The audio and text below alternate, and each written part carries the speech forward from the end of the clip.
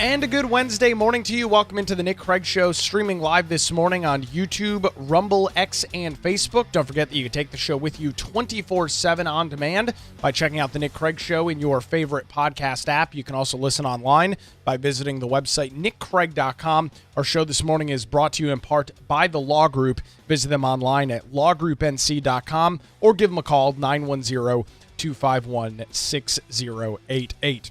Well, for anybody that has followed me for any significant period of time, you know that I'm not a BSer. I'm not going to sugarcoat things. Republicans got their asses handed to them across the country, in North Carolina, in the city of Wilmington last night. Not going to sugarcoat it.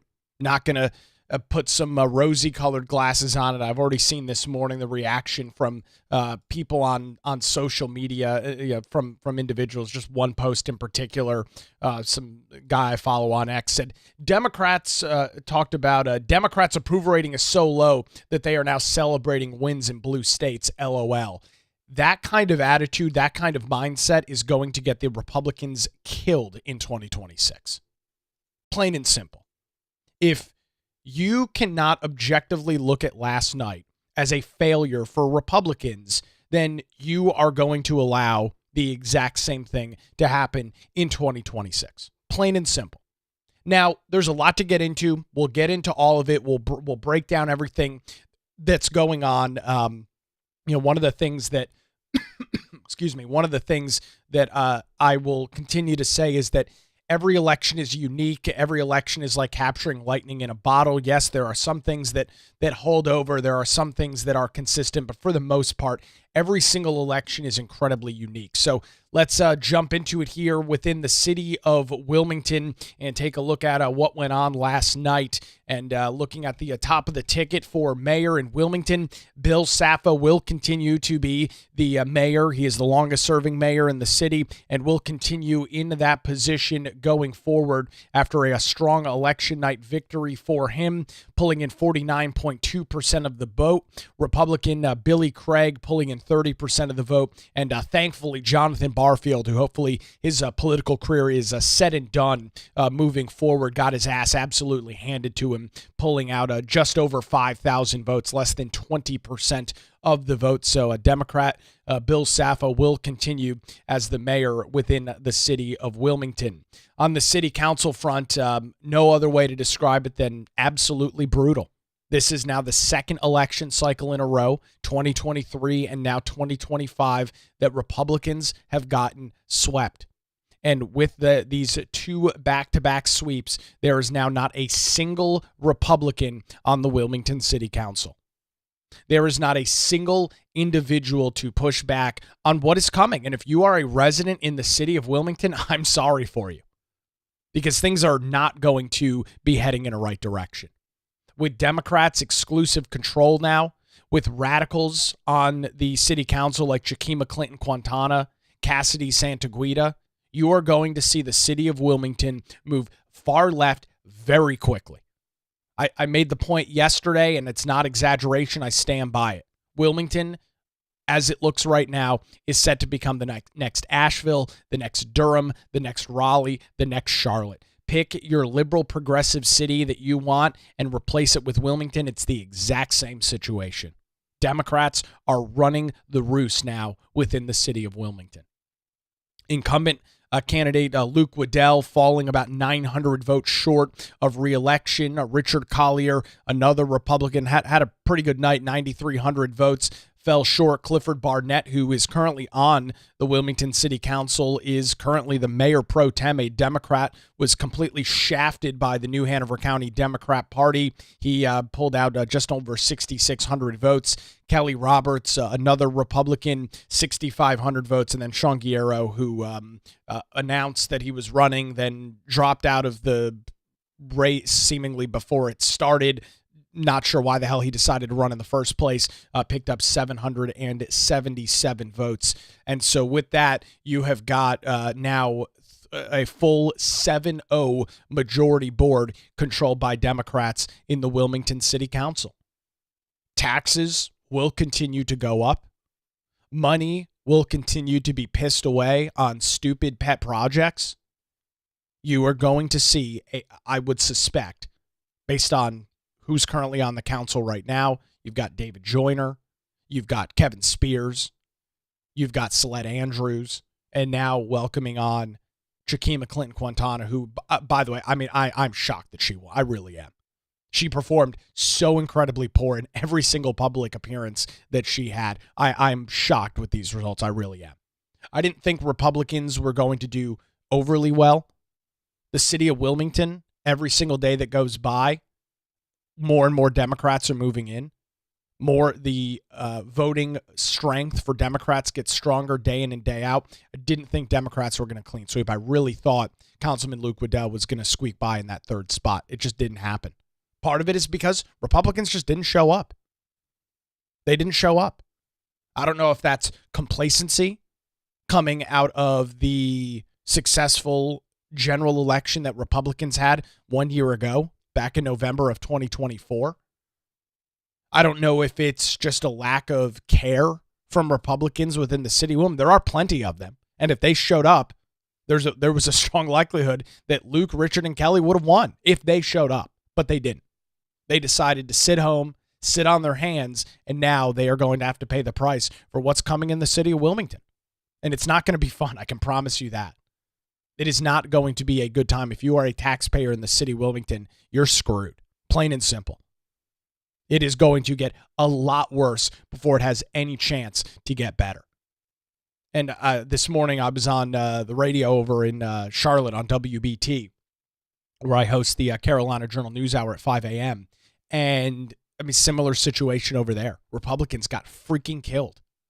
Vi Lyles, who is the current mayor in Charlotte, who has handled the killing of the murder of Irina Zaruska terribly, won with 70% of the vote. Republicans in the 6th district seat in the city of Charlotte, which was previously held by Tarek Bakari. It's been a strong Republican seat. Democrats won that one. One of the incumbent Republicans in Edwin Peacock got his ass absolutely handed to him, lost by 11 percentage points. It was just a brutal, terrible night for Republicans. And it wasn't just North Carolina. It was all across the country. We'll talk about Virginia. We'll talk about Jersey. We'll talk about New York City. All hell's set to break loose there.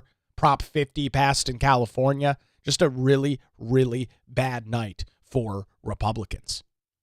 All up and down the ballot. I mean, even in Wrightsville Beach, I was looking at this a little bit earlier. Hank Miller, who's been on the board of aldermen for a significant period of time, he lost.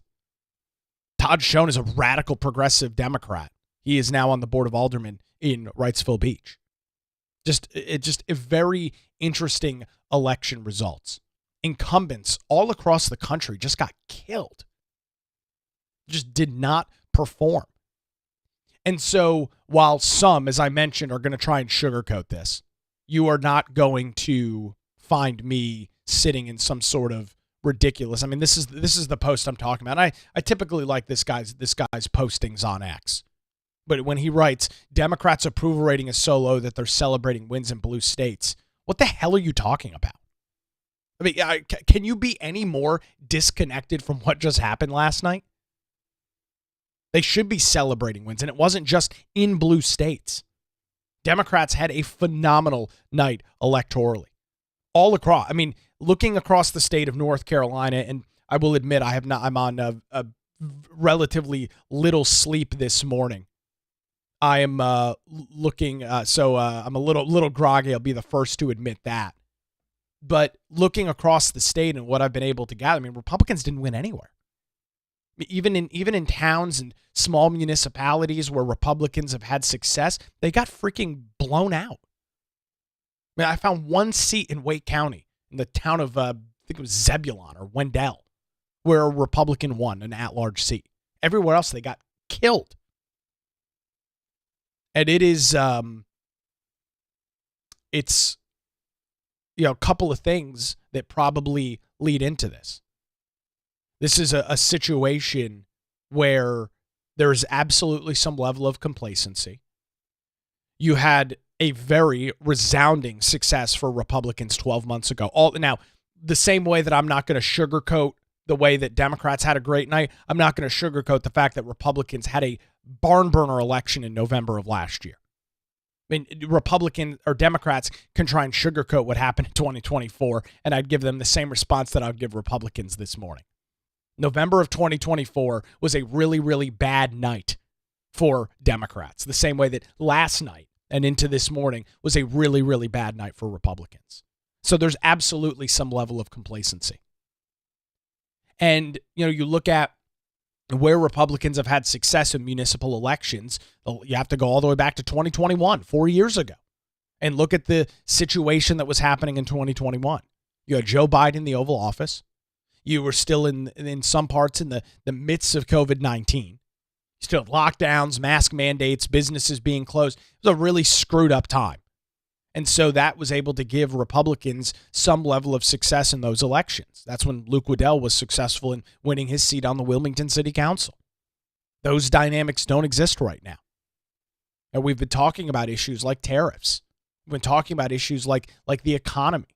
Those are continuing to have an impact on American voters. And whether it's a Republican or a Democrat in office, people, I think, in large part, are looking for some level of change. Now, I have bad news for those in the city of Wilmington. For all of the transplants, of which I am one, but for all of the transplants that bitch and complain about development, that bitch and complain about traffic, and bitch and complain about growth, congratulations on the candidates you voted for. You are going to see apartment complexes pop up out of freaking nowhere under the individuals that you just supported. J.C. Lyle's a nice lady. She will approve every single zoning request that comes in front of that city council. And you will likely see the exact same thing from Cassidy and from Cassidy, Santa Guida, and Chikima won't have any idea what's going on anyway, so I'm sure she'll vote in favor of it. So congratulations for all the folks in River Lights and all of these other areas that were dogging on Republicans because you moved here 3 months ago and you're pissed off about infrastructure, you're pissed off about apartments, you're pissed off about traffic. Congratulations. You've just blown both of your feet off. You didn't shoot yourself in the foot. You stepped on a freaking hand grenade. So congratulations on your success down there. Bravo. The growth is coming. It's not going anywhere. There's nobody to hold the tide on it now. So bravo, congratulations. Good work for all of you, for all of the growth and development folks around Wilmington. Just get ready for what's about to happen. Congratulations on not standing with the Republicans and allowing what the Democrats are going to do. So bravo, hat tip to you this morning. God, it's the most frustrating thing in the world. I haven't lived here all my life. I'm not going to sit here and pretend that I did. It is just so unbelievably ironic to listen to people that live in River Lights who have been in Wilmington 4 years bitch about how too many people are moving here. We got to slow down construction. Look in the mirror. I mean, you are part of the problem. You literally are the problem. You moved here 4 years ago. You moved here 2 years ago. You are living in a brand new housing community. You're living in a brand new condo complex. You're living in a brand new apartment system. And you're going to complain about growth and development? Give me a break. There's just no consistency with the argument at all. And I was having this conversation last night at an election watch party. I don't know when we move on from this issue of growth. I mean, it has controlled every single election now going back to 2022. And it is something that it seemingly is the only issue that anybody cares about. Nobody, I would argue both Republicans and Democrats, don't have a good answer for it because government can't stop growth. We live in a free country. People are allowed to move wherever they want. Now, can government have an impact? Sure. Can government not rezone and approve every single project? Sure. But with that, you don't get to decide whether somebody lives in the city of Wilmington or not. You don't get that choice. It's insane. And so where do we go from here?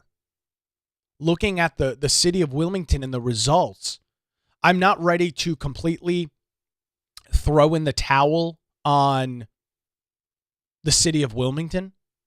I think that there is a possibility that if city council governs in the way in which I think they probably will, which will be a far left agenda, that Republicans would have the ability in 2 years to pick up a seat or two. They're not going to get the majority, of course, in one election. But I think there's a possibility for that to happen. But it's very, very close. And it's why I mentioned Asheville, Durham, Raleigh, Charlotte. I mean, these are places now where being a Republican on the ballot in a municipal election is a death sentence. I mean, you literally cannot win. It's just impossible. There's not enough votes. And again, I'm not ready to say that I'm not ready to give a full-throated endorsement of that yet, because I do think that there is still some time. Fortunately for the city of Wilmington, it is a relatively small geographical area. So there is the possibility, there is time for things to change. And you know, the old saying is it has to get worse before it gets better. And you might see that beginning later this year and into early next year when the new council is sworn in, and see how they govern, see how they act. See, you know, over the last couple of months, we have seen radical progressives, you know, making their way and making their voice heard at the Wilmington City Council meetings. I played the clips for you. You've heard these people. They're showing up. They're energized. They're engaged. And again, part of it makes sense. Republicans just had a massive election victory 1 year ago. Democrats are pissed off. They should be pissed off. Everything that they have fought for at the national level is crumbling in front of their very eyes. All of their, you know, platitudes, all of their wish list items, all of their agenda is just being absolutely ripped apart in Washington, D.C. And so there's no question about it. That activates voters. That activates a voting base. That activates a group of individuals to show up and vote. And it would appear blatantly obvious that based on the results, not just in the city of Wilmington, but in Charlotte, in and around Wake County, in Cabarrus County, I mean, I was just looking all over the state. It just was not a good night for Republicans. The opposition party had a great success. It's not that they ran necessarily the best candidates. It's not that Democrats had the best ideas. They're activated. They're pissed off. The government is shut down. I mean, we'll look at Virginia coming up here in a couple of minutes. You know, everything that's going on there right now is absolutely helping Democrats continue to push these things forward. And so, as I mentioned, I'm not ready to give it up yet. I think there is a possibility heading into 2027, depending on the candidates and who decides to run, that a couple of seats are picked off. It's hard to hold a majority. Wilmington, and when I say Wilmington, understand that I'm talking about the city, right? I have a Wilmington mailing address. I don't live in the city of Wilmington. But when I say Wilmington, we're talking about city proper. That there is a possibility that there are some successes 2 years from now, 4 years from now, where a couple of those seats can be carved off. I mean, things ebb and flow. I mean, you've gone through periods of time locally where you've had, for example, the New Hanover County Board of Education almost completely controlled by Democrats. Now there's a Republican majority, 5 Republicans, 2 Democrats. Seen similar things with the New Hanover County Commission, a Democrat majority there. Now Republicans have got it 3-2. So these things do ebb and flow. The concern for me is now this is 2 election cycles in a row in which Republicans have just not shown up for municipal elections. And I've got the data here from the State Board of Elections looking at some of the vote totals. I mean, they're terrible. I mean, you've got voter turnout at 26%. There's 103,000 people that are eligible to vote in the city of Wilmington elections, and less than 28,000 of them showed up. Why don't people care? Maybe it's not bad enough yet. Go back to my one of my favorite the political anecdotes from Rudy Giuliani when he had a couple of unsuccessful mayoral bids in New York City. It was bad, but it wasn't bad enough. And maybe, unfortunately, as somebody that lives in this community, spends a lot of time in the city of Wilmington, maybe it has to get bad. Maybe it has to get worse before it gets better. I mean, that is something that is a real possibility. That is something that Republicans are going to have to ask themselves depending on how this city council governs. And I, again, don't believe that they are going to govern in a way in which the vast majority of the community is going to agree with it. But if Republicans within the municipality don't bother getting off their ass and voting, then this is the result. Plain and simple. This is now 2 election cycles where Republicans have gotten their asses handed to them blatantly. I mean, this race was not close. There was a point in time last night where the vote difference between the 3rd and 4th vote getter, between Shakima Clinton Quintana and Luke Waddell, was like 1,100 votes. That's a huge margin in an election where 11,000 votes wins you a seat. In this case, little less than 11,000 votes can win you a seat. That is a huge margin. It's like you're talking about almost 10%. And part of it is people just didn't bother showing up to vote. Got a couple of questions coming in our Rumble live chat this morning. Democrats moan about prices ad nauseum, yet the Democrats were the one voting for a 33% tax increase in Wilmington. Republicans kept it at 11. Make it make sense. I hate to be the bearer of bad news, but I can't make it make sense because it doesn't. And that is part of what is going to be interesting to watch now with the Wilmington City Council is all of the individuals that are constantly griping and moaning about prices, constantly griping and moaning about how unaffordable Wilmington is, griping and moaning about traffic and too many apartment complexes and too much infrastructure and blah, blah, blah, blah, blah. Just the same washed over, ridiculous talking points over and over again. They're going to get the complete and exact opposite of what they support with this city council. I can guarantee it.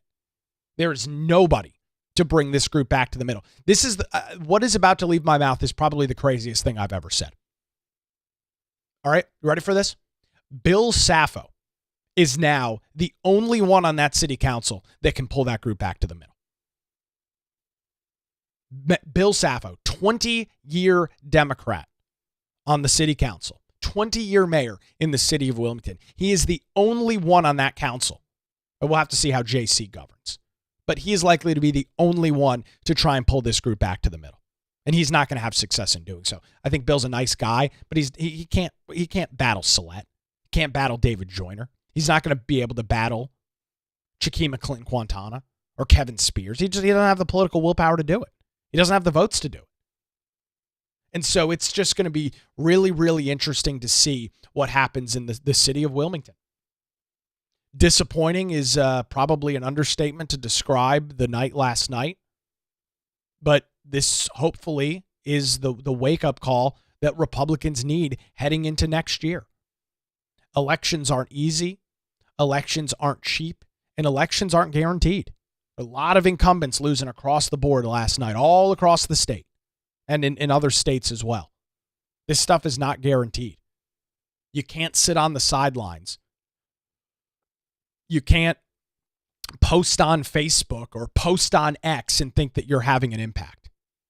This is something that I think Republicans, unfortunately, had a similar situation unfold in the 2020 elections.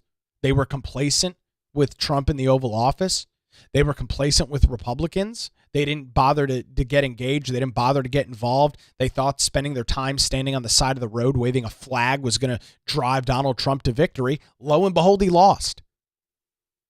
And so while these results suck, while I'm incredibly pissed off with what happened in the city of Wilmington last night, while I'm pissed off with what happened in Wrightsville Beach and some of our other municipalities, Charlotte, this is an opportunity to not sulk over it, not necessarily point fingers. Oh, it's these person's fault. What? This is an opportunity right now, 12 months ahead of the 2026 midterm elections, to take a hard look in the mirror, figure out how to talk to voters, figure out how to meet them where they are, and convince them that we have the best ideas. And the reality is we do. We do typically, for the most part, have better ideas on how to handle issues. The question is, how do we convince voters to do so? Or how do we convince voters to support us in those ideas? Another question coming in on our Rumble live chat, Nick, is this a sign that Trump's agenda is so disliked? I'm going to be honest with you. I'm not ready to make that determination one way or the other. I think there's a lot going on in the country right now. You've got a government shutdown, is now the second longest or first longest in history. You've got a lot of people that are being fear-mongered by the media, by those on the left. Here's the reality of it. No president ever has a very high approval rating when they're in office, right? Everybody loves to point the finger at the man in charge and blame them for what's going on. Whether it's Joe Biden, Barack Obama, or Trump, Bush, it doesn't matter. You point the finger at the guy that's in charge, and it's their fault, regardless of whether they have any control over it at all. The question, again, is Trump's agenda so disliked? I don't know that it's disliked, but I think and I'm not going to call it a miscalculation, but I've mentioned this before, specifically with tariffs. And you see from the administration, they're continue putting out their, we've raised $600 billion in money coming in from tariffs. I'm going to be frankly honest with you, folks. That shit doesn't matter. I don't know how to be any more blatant about it. It doesn't matter. What matters is what people are paying at the store. What matters is what people are seeing price-wise when they shop on Amazon. Great. I'm glad the administration brought in $600 billion worth of tariffs. Has it lowered prices for the American consumer? The answer is no.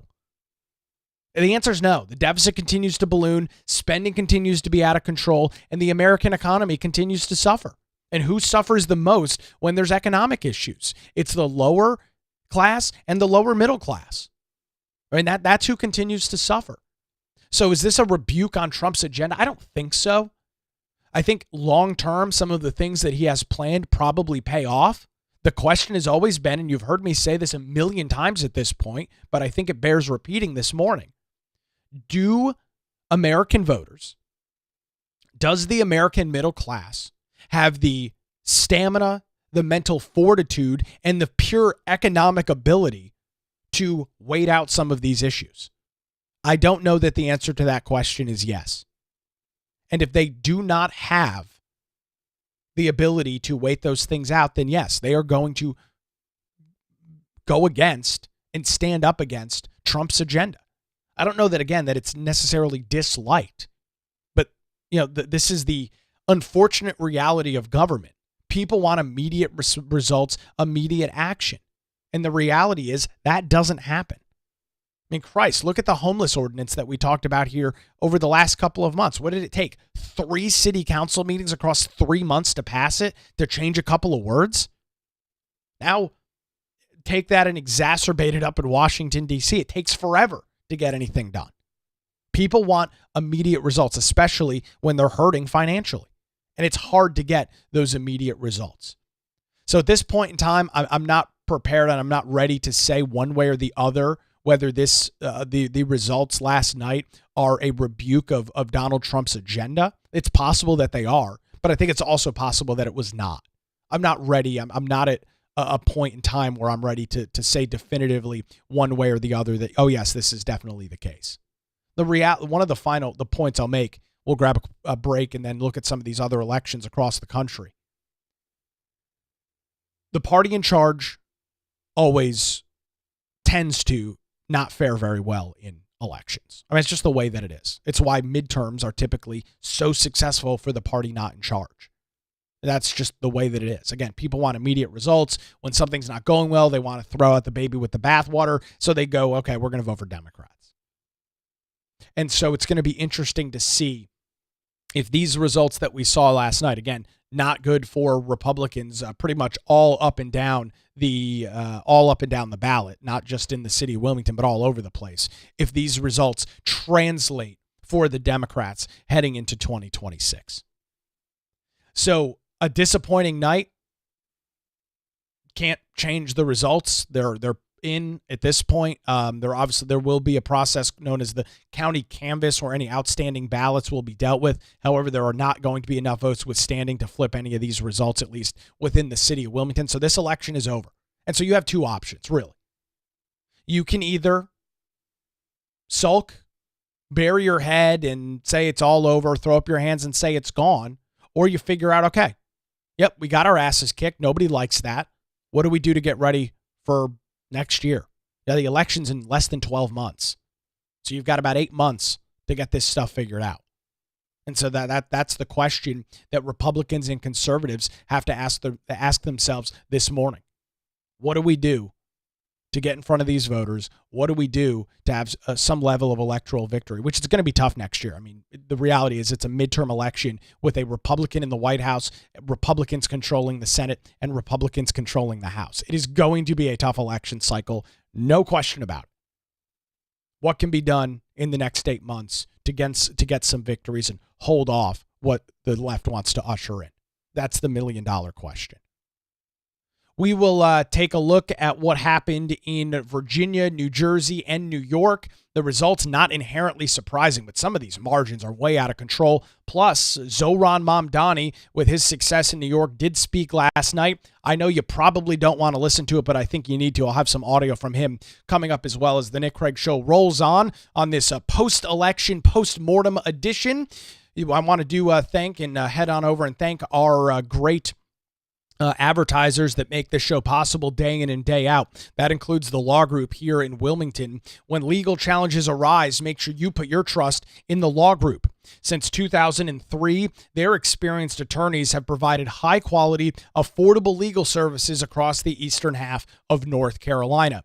Whether you're facing a divorce, navigating real estate transactions, or maybe you're in a position where you need a strong defense, the Law Group has your back.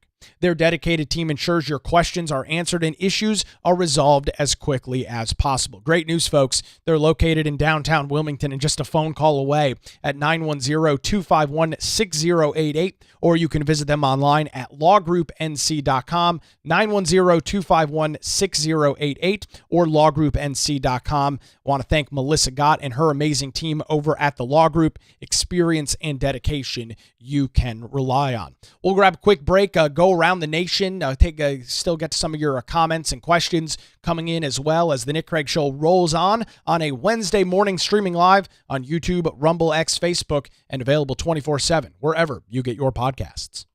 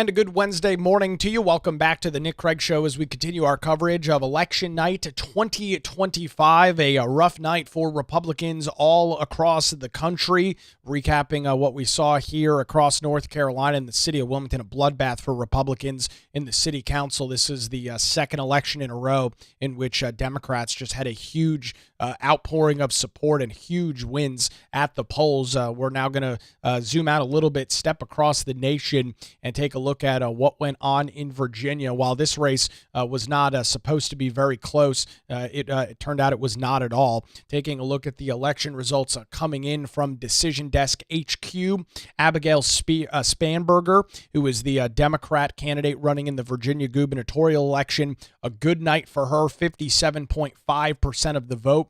Winston Earls Sears, the current Republican lieutenant governor in the state of Virginia, the Republican candidate, not a good night for her.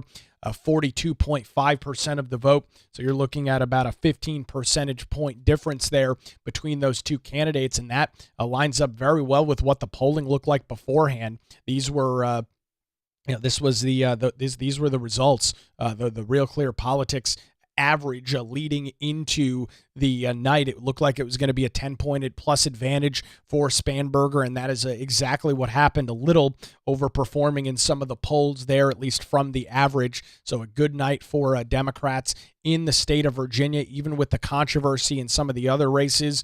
For example, the AG race, I mean, this is a blowout. Jay Jones, who is the Democrat who had text messages leaked about wanting to shoot and kill Republican kids, didn't matter for voters in Virginia, with him winning with 53.2% of the vote. The Republican challenger, 46.8%. One thing I will note about Virginia, and I think this is an important piece of the puzzle to mention, you've got a lot, and I mean a lot, of federal workers, people in and around the federal government in the state of Virginia. They are beyond pissed off as to what's happening right now in Washington, D.C. You have got a lot of folks that live in Virginia. And while Virginia doesn't have party registration like North Carolina does, there's no registered Republicans and registered Democrats. There's something, I mean, the Democrats outnumber Republicans like 2 or 3 to 1. So, I mean, it's a very tough state. Again, you saw Glenn Youngkin win that election back 4 years ago. He did it with, unique circumstances that existed. Government shutdown, or government shutting down businesses, mask mandates, vaccine mandates, the school choice movement, and some of the things going on in Virginia. He was able to take some of those issues and parlay them into a very successful election night in the last 4 years. But now Virginia, with, again, all of the federal employees that live in the state, that is gone. You've got a Democrat in the AG's office, you've got a Democrat governor, and you've got a Democrat lieutenant governor, and of course their state legislature exclusively controlled by Democrats. So you are going to see a very far left move in the state of Virginia. They've tried to get a lot done, that being the Democrats, over the last 4 years, and fortunately, Republican Glenn Youngkin was able to hold off a lot of that. But that wall has now cracked. That is gone. And so Democrats are going to move the state of Virginia very far to the left. A lot of that will be a rebuke of the Trump administration, partially and in large part due to the closeness to Washington, D.C. Part of it, so many of the federal workers that work in the district or work with the federal government that are living in a state like Virginia. So a good comment coming in our Rumble, all the conservative things that Youngkin did will get reversed. Absolutely. And this race was not expected to be close. I thought the AG race that we were just looking at, I thought this race was going to be a little bit closer. Polling indicated that it was going to be, but the end result was it wasn't. And the Democrats had a major night in the state of Virginia. Now going over to New Jersey, this was not even close, folks. I mean, Miki Shirelli absolutely annihilated Jack Ciattarelli in this race. Ciattarelli only lost to Democrat Governor Phil Murphy by 3 percentage points 2 years ago. Or it was either 2 or 4 years. I don't know what their election cycle is. But last time he ran, he only lost by 3 points. He got absolutely hammered this cycle. 13 percentage point gap. And this was way off from what the polling looked like. This was the Real Clear Politics average for this race heading into last night, and it showed about a 3 percentage point gap. And you can look at some of this polling, just the average, and some of these polls leading in. Even a good poll for Cheryl was +7. She ended up winning by 13 percentage points.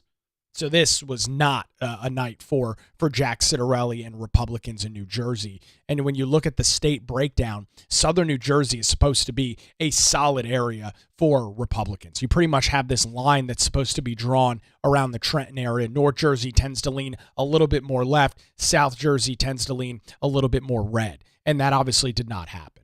I mean, Ciattarelli got his ass handed to him in some of these counties where he should have been not only more competitive, but should have had major election victories. This was a state that Donald Trump made major gains in 2024. I think he lost by only 6 percentage points. When you say, wow, 6 is a lot, and it is. But there was no campaigning in New Jersey. The Trump campaign did not spend any money in New Jersey. And so with that, it was a state that seemingly was getting a lot closer in its elections. However, it just did not happen last night. Jack Ciattarelli getting absolutely annihilated in the election for the governor of New Jersey. And then before we head on over to New York, here is Prop 50. This is what we've been talking about over the last couple of weeks. Prop 50 is to break the norm in California and allow the legislature, which, surprise, surprise, is controlled by Democrats, to redraw congressional districts, likely drawing 5 more seats for Democrats in the state of California. This passed overwhelmingly. 63.8% of the voters in California supporting it, only 36% against. You are going to see what everybody has been talking about, which is Democrats picking up 4 to 5 more House seats in Congress from the state of California. It's part of the reason why North Carolina redrew its maps, to give Republicans that additional, at least one more seat advantage. And I think there's going to be a lot of calls, and there should be, from the administration in other states like South Carolina, our neighbors right below us, to do the same thing. If you have a Republican-led legislature, you gotta hold this off. You got to you got to hold this stuff off. And so Prop 50, successful night for Democrats in California. For all of the complaining about redistricting that we saw here in North Carolina, I am positive that mum will be the word when this begins in California in the coming days. They won't have anything to say. The screaming, the calls for the end of the world over redistricting in North Carolina, you won't hear jack squat when California does it, and 50 and 5 seats that Republicans hold are gone. You won't hear a word about it at all. So we'll watch that. And then finally, good old New York, Zohran Mamdani, the self-described Democrat socialist. He said as much last night in his election victory speech. An outstanding victory for him. Over 1 million votes, 50.6%. Former Democrat Governor Andrew Cuomo with a 41.7% of the vote. Republican Curtis Sliwa with 7% of the vote. A lot of the discussion here was that Sliwa needed to drop out and endorse Cuomo. Even if it happened, folks, it wouldn't have mattered. The margin in this race is 9 percentage points between Cuomo and Mamdani. Sliwa drops out, still doesn't get Cuomo anywhere. I mean, it gets him closer, sure, but Mamdani still wins. And when you looked at the polling, this is the only thing in terms of polling that seemed interesting. Obviously, the Jersey race was a blowout, but Mamdani was supposed to win by, and should have won by, a lot more in the state of New York. I mean, his polling average was almost 15%. Had this Atlas Intel poll not come in, only having Mamdani +5, he was well over 15% in his average, maybe even close to 20. He only ended up winning by 9 percentage points. I say only, but only winning by 9 percentage points. So the polling in New York City definitely, I don't know if it oversampled Democrats, but it was off by a pretty significant margin. To go from 17% advantage in polling to only a 9% victory. Yes, a win is still a win, not taking that away at all. But that's a pretty big miss polling, very similar to what we saw in Jersey, just on the opposite side. And so Mamdani took to the stage last night, speaking to his voters. I'm not going to play the whole 30 minutes of Mamdani speaking, but you need to listen to part of this. You need to hear what is coming for New York City. He is not afraid to say it. He is proud to say what he is going to do. This is an interesting one. Here is the mayor-elect Zohran Mamdani in New York City last night. So hear me, President Trump, when I say this. To get to any of us, you will have to get through all of us.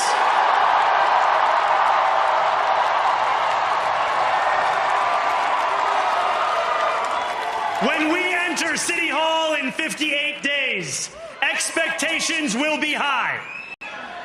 We will meet them. A great New Yorker once said that while you campaign in poetry, you govern in prose. If that must be true, let the prose we write still rhyme, and let us build a shining city for all. And we must chart a new path, as bold as the one we have already traveled. After all, the conventional wisdom would tell you that I am far from the perfect candidate. Oh, really? I am young, despite my best efforts to grow older. I am Muslim. Welcome to London. Yep. Welcome to London. Go look at what's been going on over there over the last 10 years. Welcome to that in New York City. Great work, folks. I am a democratic socialist. Unabashed. Completely unabashed. Most damning of all, I refuse to apologize for any of this. And yet, if tonight teaches us anything, it is that convention has held us back. We have bowed at the altar of caution, and we have paid a mighty price. Too many working people cannot recognize themselves in our party. And too many among us have turned to the right for answers to why they've been left behind. We will leave mediocrity in our past. No longer will we have to open a history book for proof that Democrats can dare to be great. Our greatness will be anything but abstract. It will be felt by every rent-stabilized tenant who wakes up on the first of every month, knowing the amount they're going to pay hasn't soared since the month before. It will be felt by each grandparent who can afford to stay in the home they have worked for, and whose grandchildren live nearby because the cost of childcare didn't send them to Long Island. It will be felt by the single mother who is safe on her commute and whose bus runs fast enough that she doesn't have to rush school drop-off to make it to work on time. And it will be felt when New Yorkers open their newspapers in the morning and read headlines of success, not scandal. Most of all, it will be felt by each New Yorker when the city they love finally loves them back. Together, New York, we're going to freeze the... Together, New York, we're going to make buses fast and... Together, New York, we're going to deliver universal...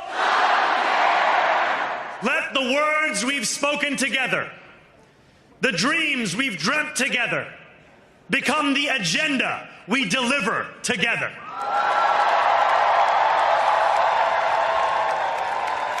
New York, this power, it's yours. This city belongs to you. Thank you. I mean... what do you say? I'll give him credit. He's unabashed. He's not hiding. He's not stepping around the things that he should or shouldn't be saying. It's all out there for everybody to hear. And this is going to be a real test to watch unfold in New York City. It is going to be fascinating to see what the Mamdani effect is moving forward. I mean, he said it in his speech. I'm a proud Muslim. I'm a proud Democrat socialist. Rent is going to be controlled. Buses are going to be free. Universal health care for everybody, whether you're in the country illegally or not. Some comments coming in on our Rumble live chat. Some puking emojis. It's important to listen to. I watched it in its entirety last night, and I'm glad that I did. And while it's might be a little rough on the stomach to listen to, I'll throw the link to it in our show notes over at patreon.com/Nick Craig. You need to listen to this stuff. You need to hear what is being said. You need to understand the messaging that is rolling out from people like Zohran Mamdani. And it is going to be a fascinating political experiment here, and unfortunately it is an experiment to watch. Is this what American voters want? Is this what Democrats and progressives want? And we'll see. Does Mamdani have success with these policies? I think they're unbelievably stupid. They're completely impractical, and none of them are sustainable for any significant period of time. But in the short term, is it successful? In the short term, do we talk about how buses are free and fast and how that's the greatest thing that's ever happened? Probably. That's going to be the messaging coming out of New York. And so it's good. It's just going to be very interesting. And the point that I made in this race was long done for some time. This is not an upset. This was not something that was unexpected. This was what was going to happen in New York. I mean, the ballot was a mess. Eric Adams is a jackass. Governor Cuomo killed a bunch of old people during COVID. Spends vast majority of his time in Connecticut, not even in New York. Curtis Lee was a good guy. There's just not enough Republican votes. I mean, they handed this race to Zohran Mamdani. The best that they could feel was a former disgraced governor of New York State, somebody that everybody hates in New York. You can guarantee, and I know for a fact, having spoken to some people in New York yesterday, they were plugging their nose walking into a voting booth, voting for Andrew Cuomo. They wanted nothing to do with Cuomo, but they didn't have a choice because Democrats, or because there's just the candidates on the ballots just didn't work. Sliwa would have been a great mayor. There's just not enough Republican votes for him. So I'm glad he ran. I think he pushed some issues forward. But he never had a snowball's chance in hell of winning, especially with Cuomo being in the race. There wasn't a pathway for him at all, and vice versa. Cuomo being or Curtis Sliwa being in the race, I don't think hampered Cuomo at all. I mean, I'll pull the results up again so we can look at them. I mean, it didn't matter. Yeah, closer, sure, but it still would have been Mamdani with over 1 million votes. It was one of the largest turnouts in New York City. So there's going to be a lot to follow here. You heard him talk about the Trump administration. You heard him say that you're going to have to go through me if you want to go through, you're going to have to go through me if you want to get to the people. So it's just going to be interesting to see how that battle plays out. And this goes one of two ways. And some of you might be saying, okay, thanks, Captain Obvious. But this goes one of two ways. Either Zohran Mamdani has and brings a huge amount of enthusiasm to Democrats across the country, and we see the rise in more of these kinds of candidates in Congress, in other cities and states across the nation, or this completely blows up in the face of the Democrats. Like a Tom and Jerry cartoon. You pull the trigger on the gun and it backfires and shoots you in the face. It goes one of two ways. My gut reaction, my gut impression is that this probably blows up in the Democrats' face. These ideas are not widely popular. New York City has got Democrats that are so much, the Democrats just outnumber Republicans like 5 or 6 to 1. It's not even close. So it's a hard place for a Republican to win it all. You think it's bad in the city of Wilmington, you think it's bad in Charlotte. It's not even a contest in New York City. And so I think as these ideas start permeating out of the mayor's mansion later this year, when Mamdani, who is moving from a rent-controlled apartment into a completely subsidized apartment paid for by the taxpayers in the city of New York, a little irony there, of course. We'll see. Does this help or does this hurt Democrats in the midterm elections? Remains to be seen, but we move on. Elections can be good and elections can be bad. We've seen it. If you're a Republican, we've had good elections. If you're a Democrat, you've had good elections, and both parties have had bad elections. So the question is, what do you do moving forward? Again, for the city of Wilmington, there's all this talk about development and overdevelopment. I'm just so sick of it. There's Republicans, they don't have the answers on development, and the Democrats do. I mean, Democrats talking about how we need more taxpayer subsidized affordable housing is the answer. I mean, I just don't buy it. I just think it's a lame excuse.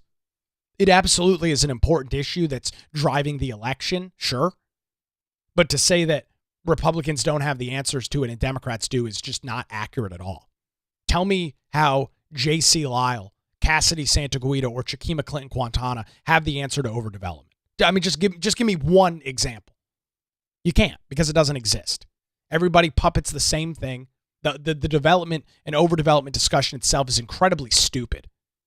Anybody that complains about it has probably not been here more than 5 years. We're a growing area. Growth is good. Does it need to be managed? Sure. Would it be better if some of our intersections were better? Absolutely. Sure. I'm not in disagreement on that. I live here too. But to act like any single candidate or one political party has the answer for overdevelopment in a free country where anybody can move wherever the hell they want makes no sense. You don't have any control over that. I mean, you can be on the side of decay. People don't want to move to areas that suck. For example, you're not going to see a lot of people moving into New York City, is my guess, over the next couple of years. People will be evacuating that state. I saw a thing this morning on X that property values in places like Florida and Texas are likely to start skyrocketing as middle-class New Yorkers try and find some safe haven elsewhere. They can't go to Jersey. Jersey's screwed. They have some of the highest electricity costs and property taxes anywhere in the country. They're moving south. They're moving to North Carolina. They're moving to South Carolina. They're moving to Florida. They're moving to Texas, Tennessee, Kentucky. Unfortunately, some of them are bringing their terrible policies with them, which is absolutely putting Republicans in a really tough spot. So we move on. No point in crying. No point of revisionist history. Yes, reflect, sure, but you got to move on from it. We've got a very, very set of important elections coming to the state of North Carolina next year, including a Senate race, county commission seats here in Wilmington, school board races, the General Assembly. Those are important races. So strap in, get involved. I'm already seeing people that do nothing with politics besides sow division and divide saying, oh, well, it's time for people to wake up. Oh, yeah, time to wake up from the individuals that do nothing, from the individuals that post on Facebook, have their blogs where they pretend to be some acclaimed author. Tell me more about how your involvement is helping anything at all. Give me a freaking break. People don't build anything. They don't provide anything. They don't provide anything of use. They just sow and divide. So to hell with them. We'll leave you guys in the dust. You're on the losing side of every issue. So enjoy it. But we gotta build on it. Figure out how to retool. Figure out how to fix and discuss some of the important issues with the American voting population and move forward. That's all you can do. So tough night for Republicans. We'll continue the analysis. We'll continue to look at the results, see what we can break down as the county canvass wraps up here in a couple of weeks. We will get we'll get a better idea as to what some of the numbers look like.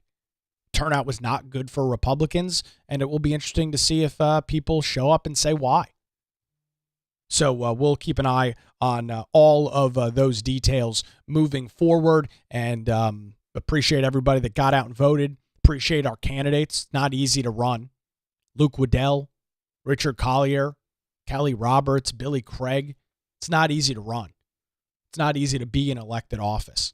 It's not easy to have your name on a ballot. Those guys did great work, ran phenomenal campaigns, obviously not getting the results that they wanted, sure. But they ran hard, good, solid campaigns. Voters just didn't show up. So that's it. We'll keep our eye on this and, of course, a lot of attention on New York City moving forward as we watch a literal Democrat socialist move into the office there. Well, a lot going on this morning, only possible thanks to our great advertisers, Melissa Gott and the Law Group here in Wilmington. Give them a call, 910-251-6088. Or you can visit them online at lawgroupnc.com. The Nick Craig Show streams live weekday mornings, 7 a.m. at YouTube, Rumble, X, Facebook, and available 24/7 wherever you get your podcasts. We're back here tomorrow morning for The Nick Craig Show.